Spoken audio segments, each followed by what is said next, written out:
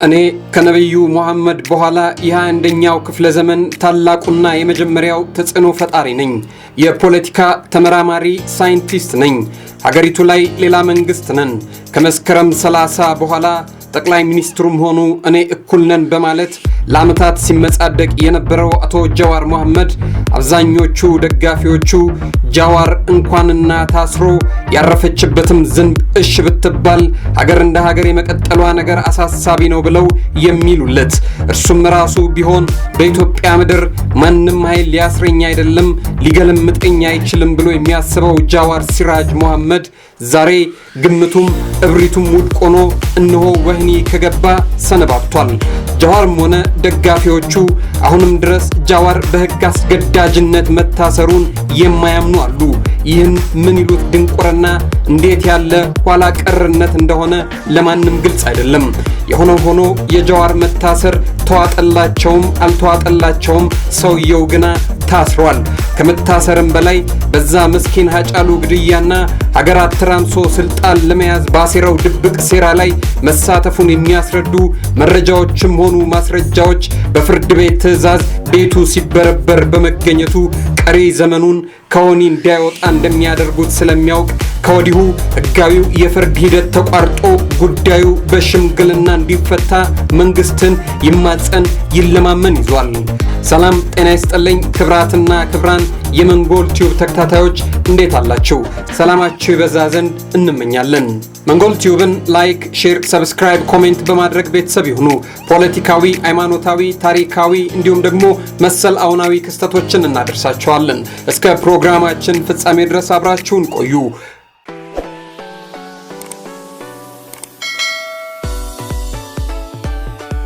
በተለያዩ ወንጀሎች ተከሶ ፍርድ ቤት የቀረበው ጃዋር የባህላዊ ሽምግልናና እርቅ ከመደበኛው ፍርድ ቤት በፊት እንዲሞከር ጥያቄ እያቀረበ ይገኛል። እጅግ መረን ከለቀቀና ከተንደላቀቀ የቅምጥል ኑሮ ወጥቶ መቼም ቢሆን እገባበታለሁ ብሎ ወዳላሰበው እስር የገባው ጃዋር መሐመድ ያቀረበው ጥያቄና የመንግስት ተማጽኖ ፍርድ ቤቱ ውድቅ አድርጎበት ፖሊስ ተጨማሪ ምርመራ አድርጎ ክሱ እንዲቀጥል ወስኗል። ጃዋር በሃጫሉ ሁንዴሳ ግድያ የሚያስጠረጥረውን በርካታ መረጃዎች ተከትሎ በኔትወርክ ሊያደርግ ያሰበው የመንግስት ለውጥ በመክሸፉ በተለይም በአስክሬን ባለቤትነት የተፈጠረው ግብግብ ከፍተኛ ተቃውሞ ስላስነሳበት የሽምግልና አካሄድ እንደማያዋጣው በመረዳት ጥያቄውን ከዚህ ቀደም ለዋለው ችሎት ማቅረቡን በቅርብ ሂደቱን ሲከታተሉ የቆዩ ምንጮች ይጠቅሳሉ። ቀደም ሲል የሽምግልና ሐሳብ እንዳይጨናገፍ በማለት ያላተመውን ዜና ማስታወሱ አግባብ በመሆኑ ከዚህ ርዕስ ጉዳይ ጋር አያይዘን ለመጠቆም እንወዳለን።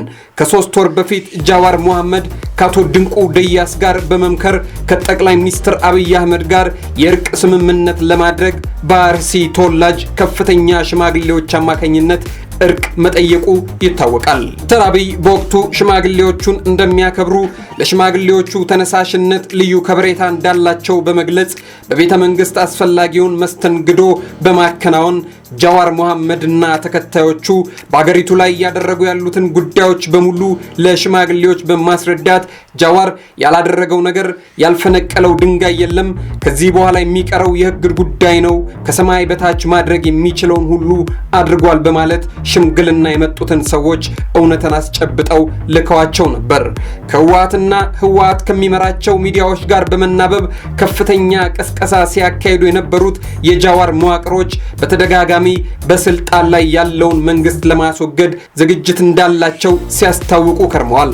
ሰላማዊ ትግልን፣ የሚዲያ ነፃነትን፣ የመብት ትግልን፣ ማህበራዊ ሚዲያን፣ የሃይማኖት አመራሮችን፣ ጥቅም የቀረባቸው ነጋዴዎች እንዲሁም በኢትዮጵያ ላይ ስውር አጀንዳ ከሚያራምዱ የውጭ አካላት ጋር በተወጠነ ሴራ መንግስትን አሽመድምዶ ለመጣል ሲደረግ የነበረው ዘመቻ የመጨረሻው ነጥብ ላይ መድረሱን ከነጌታቸው ረዳ ጋር ባደረጉት ግምገማ ማረጋገጣቸው ይነገርባቸዋል።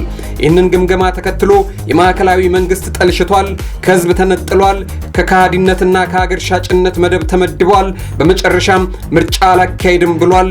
በውጭም ከፍተኛ ጫና እየደረሰበት ነው።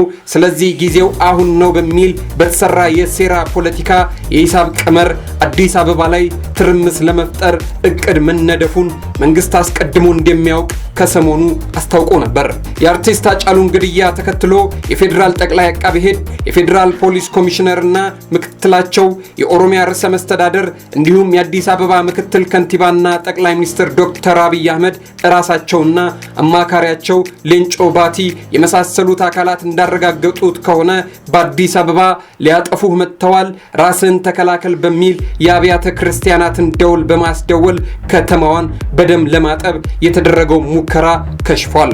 ይህ ከሸፈ የተባለው እቅድ ከመንግስት ወገን ብቻ በመነገሩ ሳይሆን እንደ ጸጋዬ አራርሳ አይነቱ ጽንፈኛ አሸባሪ የኦሮሞ ህዝብ በአራቱም አቅጣጫ ተሞ አዲስ አበባ እንዲገባ መናገሩ፣ እንደ ዳዊት ከበደ አይነቱ የአውራምባ ታይምስ ጋዜጣ ባለቤት የአባይን አጀንዳ የሚያስቀይር አጀንዳ ይከሰታል ከፈለጋችሁ እንወራረድ ማለቱ፣ የዲጂታል ወያኔዎች ቴዲ አፍሮን መቀሌ ተሸሸግ ማለታቸው፣ በፌስቡክ ስሙ ዘጻት አይነት በትክክለኛ ስሙ ደግሞ ጎይቶ ማረጋዊ የሚባለው የወያኔ አንደበቶች የአመጽ ጥሪ ማሰማታቸው፣ ከሁሉም በላይ ግን የሃጫሉ አስክሬን ላይ የተደረገው ኢሰብአዊና አላስፈላጊ ድፍረት ታሪክ የማይረሳው ሸፍጥ የመንግስት ባለስልጣናቱ የተናገሩትን በእውነተኝነት የሚያረጋግጥ ቁልጭ ያለ ሐቅ ስለመሆኑ ያሳያል።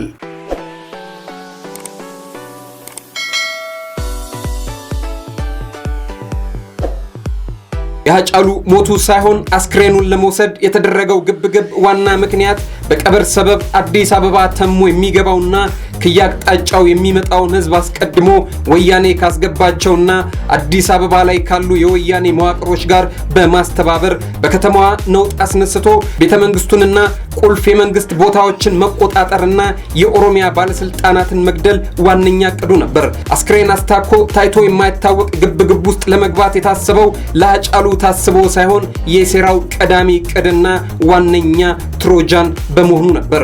ሰላማዊ ታጋይ ነኝ ባዩ በቀለ ገርባ ቤተሰቡን ጭኖ ጃዋር ጠባቂዎቹ ከያዙት መሳሪያ በተጨማሪ በተሽከርካሪ ውስጥ ክላሽና ሽጉጥ ተሸክሞ የአስክሬን ባለቤትነት ጥያቄ ለማንሳት ቡራዩ ሲሄድ የተፈጠረው አሳፋሪ አለመረጋጋት ፖሊስ በትዕግስት ለማብረድ ሲሞክር የጃዋር ደጋፊዎች በጭፍን ሁከቱን ሲያፋፍሙት ነበር። ከዚህ ቀደም ለቪኦኤ መግለጫ የሰጠው የሃጫሉ ወንድም ሀብታሙ ሁንዴሳ ይህንኑ የአስክሬን ቅርምት ተከትሎ ሲናገር ያሳፍራል፣ እጅጉን ያሳዝናል። ሃጫሉ ባለትዳር ነው። ሚስቱ አምቦ እንዲቀበር ትፈልጋለች። ቤተሰብ አለው። ቤተሰቡ አምቦ እንዲቀበር ይፈልጋሉ። ወንድሞች አሉት። ወንድሞቹም አምቦ እንዲቀበር ነበር ፍላጎታቸው። ሃጫሉ ራሱ በሕይወት እያለ ስሞት እትብቴ ከተቀበረበት አምቦ ቀበሩኝ ብሎ መናገሩን ያስታውሳል። ይህ ሁሉ ሆኖ ሳለ ይላል ሀብታሙ፣ ይህ ሁሉ ሆኖ ሳለ አስክሬኑ ላይ የሚደረገው ግብግብ ለምን እንደሆነ አይገባንም። ከሞቱ ይልቅ ያዋረዱት እዚህ ላይ ነበር እነዚህ ሰዎች ብሏል ሀብታሙ። ከወንድሙ ሞት በላይ አስክሬኑ ላይ የተደረገው ቅርምት እንዳሳፈረውም ይናገራል። ለቅሶ እንኳን እንዳንቀመጥ አድርገውናል። ሰው ለምንድን ነው ይህንን የማይረዳው? ለምን ስሜታዊ ይሆናል ሲልም አምርሮ ይጠይቃል። ይህንን ሁሉ የሚከታተለው ጃዋር ሲራጅ መሐመድ ከተያዘበት መረጃ ከገባበት ወጥመድ ከዚህ በፊት ከሰራቸውና ካቀነባበራቸው ከፍተኛ የግድያ ወንጀሎች በአጠቃላይ በሕግ ፊት መቅረቡ እንደማይቀር በማረጋገጥ ሽምግልና ይሻላል ሲል ፍርድ ቤቱን ሊመክር ሞክሯል። ጃዋር ጉዳዩ በሽምግልና እንዲያልቅ በፍርድ ቤት ብቻ ሳይሆን ባልታሰሩት የመዋቅሩ አካላት አማካኝነት እየወተወተም ይገኛል። የሀገር ሽማግሌዎችንም ለመጠቀም እያስለመነ ነው። እሱ ይህንን እያደረገ ባለበት ሁኔታ ከመንግስት የተለያዩ እርከን ባለስልጣናት የሚሰማው ግና የጃዋርና የጃዋር መዋቅር አካላት በሕግ ብቻ የሚዳኙ መሆናቸውን የሚገልጽ ነው። ጃዋር በተደጋጋሚ በማዕከላዊ ኦሮሚያ ተቀባይነት ባለማግኘቱ ለዚሁ ዓላማ ሲል ኦፌኮን መቀላቀሉን ሲናገር ይደመጥ ነበር። በሌላ በኩል ደግሞ የመራራን ፓርቲ የተቀላቀልኩት የሸዋን ድምጽ ለማግኘት ነው ብሎ መናገሩም ይታወሳል። በዚህ መስመር የሚቻለውን አድርጎ ያልተሳካለት ጃዋር ጠቅላይ ሚኒስትሩን ዲቃላ በማለት በተስፋ መቁረጥ ወደ ዲቃላ ፖለቲካ ሲገባ ድምጹን ከነፈገው የኦሮሞ ሕዝብ ጋር የገባበት መካረርና እሰጣ አገባ የመጨረሻው መጀመሪያ ተደርጎ ነበር የታየው። ጃዋር በጣም ተስፋ ካደረገባቸው ቦታዎች አንዱ በሆነው ጅማም ተመሳሳይ የኦፌኮ ቅስቀሳ ለማድረግ የህዝቡን ይሁንታ ለማግኘት የሞከረ ቢሆንም በኦፌኮ ስም የምርጫ ቅስቀሳ ለማድረግ ወደ ከተማችን እንዳይመጣ እኛ የማንም ተሳዳቢ እንዲመጣብን አንፈልግም በማለት የሀገር ሽማግሌዎች ከወጣቱ ጋር በመሆን መግለጫ አውጥተው መድረሻ ቢስ ማድረጋቸው የሚታወቅ ነው። የዚህ ሁሉ ድምር ክስረቶች ጃዋርን ወደ መጨረሻው ከኦሮሚያ ህዝብ ጋር በተለይም ከማዕከላዊው ኦሮሚያ ህዝብ ጋር መቼም እንዳይገናኝና እንዳይገናኝ ሆኖ ያፋታውን ተግባር ወደ መፈጸም የነዳው ክስተት ነው የሚሉ አስተያየቶች ይሰማሉ። ከዚሁ ጋር በተያያዘ የጃዋር የከፍተኛ የገንዘብ ምንጭና አዘዋዋሪ የሆነው ድንቁ ደያስ በክፍያ ያሰማራቸው ታጣቂዎች ተለቅመው መታሰራቸውም ተሰምቷል። መረጃ አቀባዮች እንዳሉት ከሆነ መንግስት ባመረረ ማግስት አብዛኞቹን በቁጥጥር ስር ለማዋል የቻለው እንቅስቃሴ ሁሉ አስቀድሞ የታወቀና ክትትል ይደረግበት ስለነበረ ነው ብለዋል። እነ ጃዋር መንግስት ሲሆኑ የድንቁና የግብር ዕዳ የሚሰርዙ ብቻ ሳይሆኑ በተለይ ሚድሮክ ወርቅን በሽያጭ እንደሚያስተላልፍለትና ከሽያጩ ተካፋዮች እንደሚሆኑ ከብዙዎቹ ቀቢጸ ተስፋዎች አንዱ ሆኖ ይጠቀሳል። ከፍተኛ የሰብአዊ መብት ጥሰት ሌብነትና ዕዳ የሚፈለገው ከሀገር የኮበለለውና ራሱን እኔ መንግስት ነኝ በማለት የሰየመው አቶ ድንቁ ደያስ ወደ ኢትዮጵያ መጥቶ ፍርዱን እንዲቀበል ጠቅላይ አቃቤ ሕግ 2 አባላት ያሉት የመርማሪ ቡድን ወደ አሜሪካ መላኩ ተሰምቷል። ሁለቱ ሰዎች አሜሪካ የሄዱት ከጽሁፍ መረጃ ልውውጥና ከአስፈላጊ አካላት ጋር ንግግር ከተደረገ በኋላ መሆኑን ለመረዳት ተችሏል። ከሶደሬ ሪዞርት ጋር በተያያዘ ከ150 ሚሊዮን ብር በላይ የሊዝና የመሬት ክፍያ የሚፈለግበት የአቶ ድንቁ ደያስ መያዝ ለጃዋር የፍርድ ሂደት ትልቅ እማኝ ምስክር ሆኖ እንደሚቀርብ ይጠበቃል።